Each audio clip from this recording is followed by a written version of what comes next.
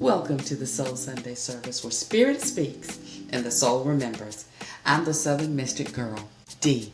And this is the space where truth rises and masks, they just fall off. Are you ready? Well, let's get into it. So here's the question for you, my unpluggers. Where is your soul trying to speak to you through your emotions right now? Listen at that question. Where is your soul trying to speak to you through your emotions? Let me give this quick example. You know, when you feel that your soul is trying to nudge you to go a different way, and instead of listening to your internal GPS, you go the way that you've always gone. Well, lo and behold, there is a traffic jam because of an accident that just happened. And so instead of amplifying your voice and trusting it, you trust the emotion of normalcy, which deadens the voice that tells you, go this way. Because go this way is not going to fight against your own rigor for your own self. You know?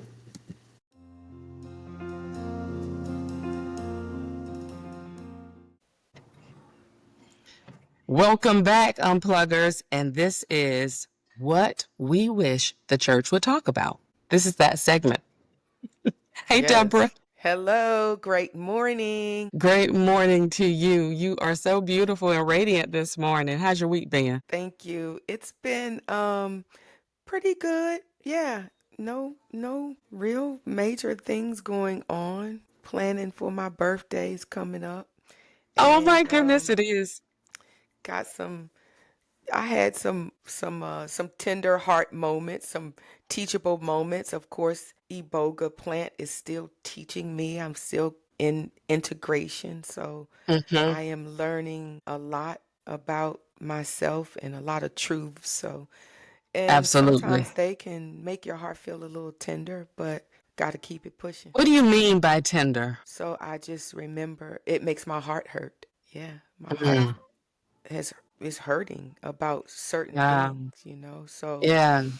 it's very tender moments that come up in my memory, but I understand why these things have happened and why they are happening in my life. They're happening like through me and for me. Nothing's Mm-hmm. happening like to me, so I do realize that. But yeah, my heart has been a little tender I am for so glad that's what you said. I'm so glad you said that why. because that's what I want to talk about. It's what I want to talk about. What you're experiencing is what I want to talk about. The fact that the church has turned off our voices, and so now you are remembering your voice. Hmm. Because you came here with the perfect voice. And all things being perfect, and then the world told you these things were not. And then so I wanted to talk about that today. Things I want the church to talk about, exactly that soul level, deep sovereignty of knowingness. Is that Yes. what your And soul feels like? my soul feels like, yes, I mean, complete knowing, and I'm happy about that. I really am. No matter how many tender moments that I have within Mm-hmm. my heart, I am still very grateful for this evolution of me and understanding like why these things have happened, how I have chosen them to be a part of this incarnation and this experience. So, but that's not something the church, Lord knows I didn't get any of this in the church, okay? None of it. And so I wish that they would start to talk about these things because it's very healing when you have stake in your own game and you don't have to go run to a pastor or run to the church and go to the altar. I have an altar in my bedroom and an altar in my living room. That is where I go. Absolutely. So, Absolutely.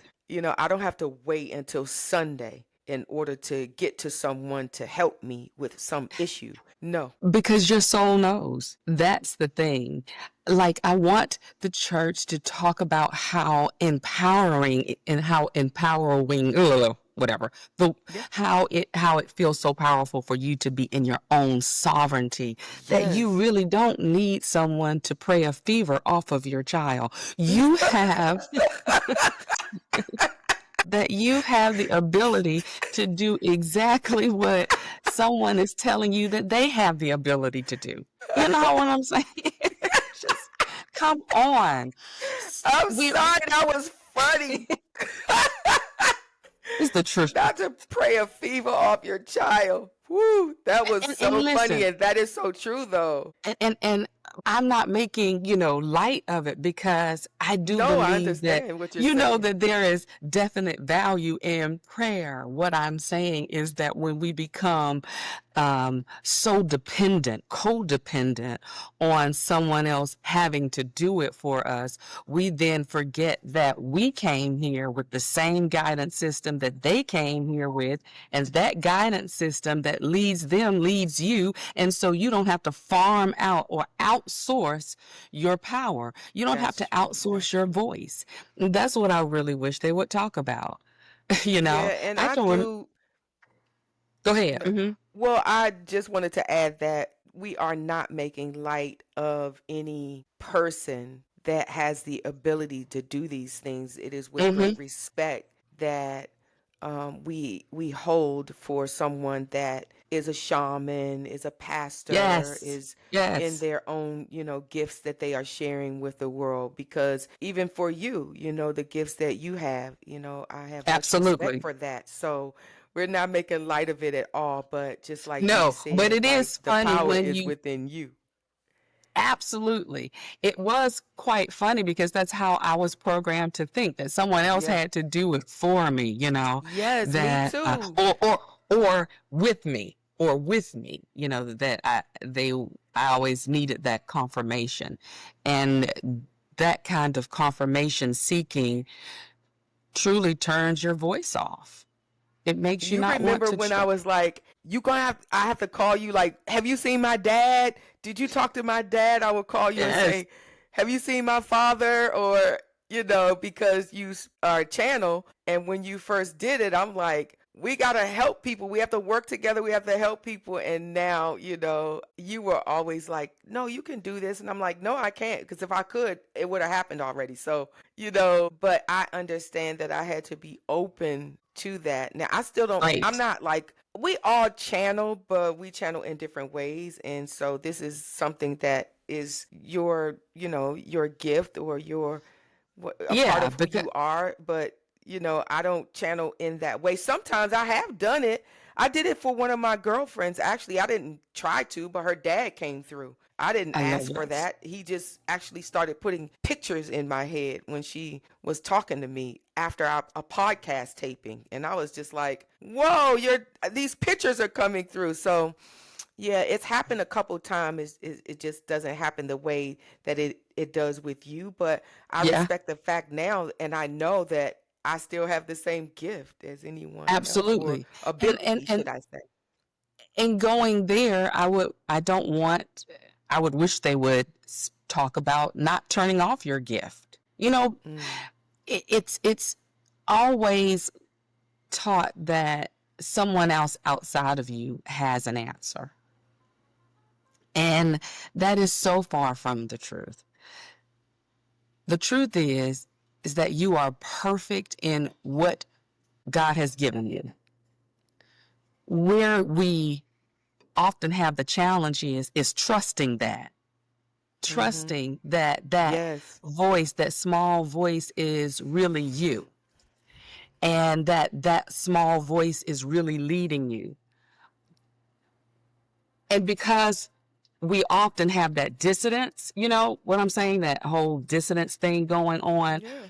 we'll trust what's external instead of what's internal, because so much has come about and turn our voices off. So how And I has your wish that voice they been talk about that. turned off though? Like in your life, and give an experience where your voice was turned off and now you are reclaiming your voice. I'm so glad we want to go there. Yay. Because come on, I have stories for you. Really? I mean, my life is so freaking big. I've done so much. So let's just go to the second husband part. Mm. It was 3 years after Rafi had been taken from me.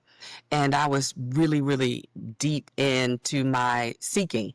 I would drive sometimes 2 hours to Virginia for esoteric teachings. But the church pool was really hard on me. You know, it was just, I was conditioned to believe these certain ways. And so I was dating some guy, and we went out with my some people in my church family, and who were pastors, and they asked, you know, what is your intentions with me, and you know, when are you going to marry me, and or when you're going to marry her. It was off-putting, but because I was someone who held a position in the church, I believed that I needed to conform um, and turn my voice off, turn my divine voice off that said, this isn't your relationship, baby. This is not where you park your car. Mm-hmm. And I not only was he saying it to me, but he said it to my children, you know, like, no, this is not it. Yeah. And so I turned my voice off because um, as a little girl, I can remember hearing, you know, it's better to marry than to burn. Marriage is honorable and the bed undefiled. And so these things, these conditionings of me thinking being normal and natural and having a relationship should all end in marriage led me down a into a marriage of 72 months of lovelessness. You know, I had to, you know, where I found my voice at? It wasn't in the pews. It was in my therapist chair. That's where I learned to reclaim it, because on my way down the aisle, I was crying. But it wasn't enough. It wasn't enough tears to turn my voice back on. I had to go through and experience the lesson. And that's the other thing, Deb. You know, just because you give someone that authority to use their voice about your life, you still get the lesson. Yeah, right. Exactly. You can't escape that one. You're like, God dang, I didn't even Right. make this decision. And now I have to live with the lesson. But that's a really good point. That's a stopping point right here for people to understand that it doesn't matter if you farm out your power to anyone, the lesson is still yours. You are The going to lesson is reap still the yours. benefits of every part of your lesson. So you might as well make your own decisions and choose for yourself. This is your incarnation. You have chosen this incarnation and chosen this path. So yeah, that's really important what you just said. Yeah. And sometimes, you know, I want to free people from believing that your deliverance come only through pews, only through Yes, one book. I yes, have yes. We found think truths that. in so many different books. I have found Right. truths by listening to Dolores Cannon. I have found truths by listening to Neville Goddard. I have found truths by listening to Dr. Joe Dispenza. So many different people out here with new thought truths that really are old, uh, sacred spiritual knowledge. Yeah, this knowledge is ancient, and when we limit ourselves to just the Bible or just one book of any kind, we are then saying that God is not the all that is. And Right. that is just not true, because God is everything that you see and don't see. So how is it that, He the can only be universe in would one only book. use one book, but the universe is everything, all that you see and don't see. So some of this stuff we just have to be like, okay, it don't make sense, Right. right? You have got to stop it. You Right, really do. right. What Got to happened to the stop it. Native Americans that didn't have the Bible, who were doing Right. good? You know All what by I'm saying? themselves, right? All by Based on this themselves. with based their on the moon cycles, the sun cycles, the rain, nature. That's what we're getting. We well, at least that's what I'm getting back to, because I did not have any idea that I am nature. And in the absolutely. Berean true tradition, we are taught that we are nature. And You are so, nature. yeah. And I've been saying that for so long. You are nature. It's like your lungs are the trees. Yes. Your veins, the blood is the ocean. We are Yeah. 70% water. We are Yes. nature. We are just shining. We are just this consciousness of nature. The great Yes. thing about a mustard seed that they talk about in the Bible and the consciousness of a mustard seed is this. It is consciousness. It is only conscious of being a mustard seed. It's not trying to be something else. You see what I'm saying? Like we know who we are. Why are we trying to be something or someone else? Mm-hmm. We have a roadmap. Why are we ignoring it? For the sake of someone else. For the Don't you sake think of, that yeah, do you think that the way that we are conditioned creates depression, anxiety, sadness, um, instability, low self-esteem? Do you think that that conditioning contributes to it? absolutely. If that conditioning also causes abuse. Listen, we are trying to Abuse. suppress the very nature of who we are. Emotions Yeah. are the feel, are our GPS. The Yeah. feelings that we have, our emotions, they are our guidance system. It's Yeah. how we get to communicate back to our source, because there is no talking, there's just thought. Mm-hmm. How do we connect to a thought? We have to have some some reference point. Mm-hmm. And so when we start to awaken our own guidance system, then our reference point is, it shows up. It it Yeah. it it tells us how to communicate with our own source. Yeah. So it's okay to be angry. Okay, you're angry. So tell Goodness. me, where where are you angry at? Tell me what part of you is showing up and asking to be free, that it shows up in anger, Yeah. Yeah. We've been or told to it shows suppress up in, anger. yeah, but we've been taught to suppress that.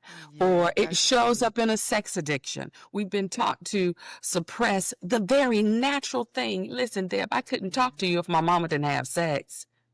Right. Right.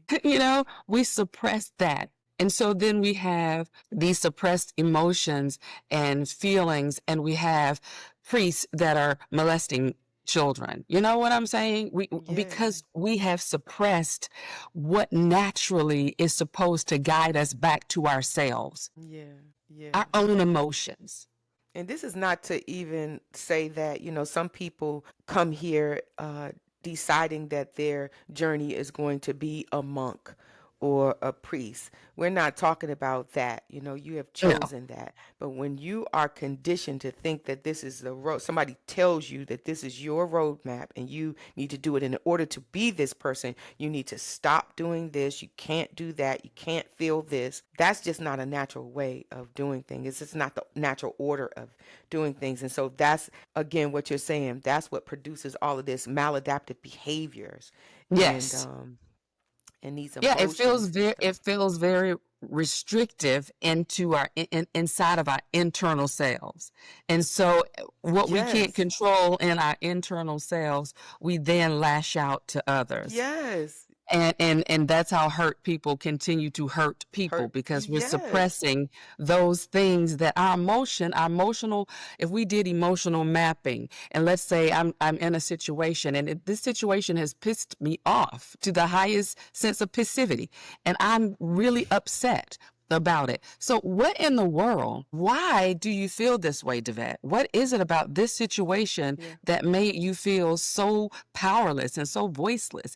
And by looking at that, by just taking a little brief moment, oh yeah, that was my 8-year-old Devette, because that's when they stopped listening to me, and I Mm-hmm. just just being able to map your own emotional feelings back to your internal voice, then you can Yeah. see so much more than just lashing out. You'll lash in and you'll start to do the work for yourself.